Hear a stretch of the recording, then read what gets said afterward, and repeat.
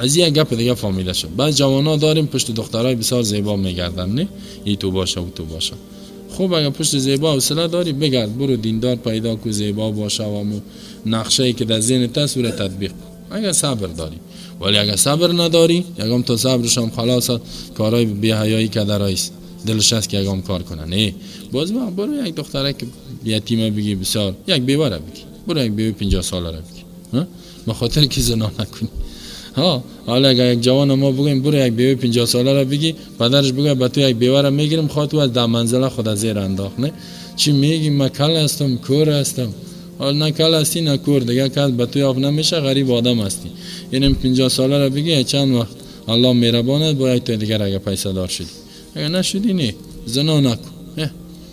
حالا این دیگه دخترها را نمیگیرن، این دختر قدش توزی، قدش بالاست، قدش پایین، چیزایی فکر میکنن.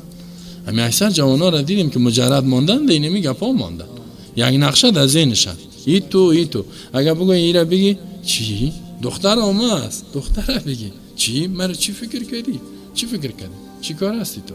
حالا خود تو توانایی نداری که یک دختر زیبا، یک کسی که خودش میره در پانتونانه، خودش رفته در پانزه روانشناسی که تکلیفای روانی خود علاج کنه، باش میگه کی را میگیریم؟ من یک دکتره را میگیرم. دکتره در ذهنش چیز که طب فارغ شده باشه، این حال در او غمان باز میره در زنا و فحشا. یا انجینره را میگیرم، یک تا دیگر را این بسیار جوانا را دیدیم که در مرض گناه واقع است، نقشه بالا در ذهنش است.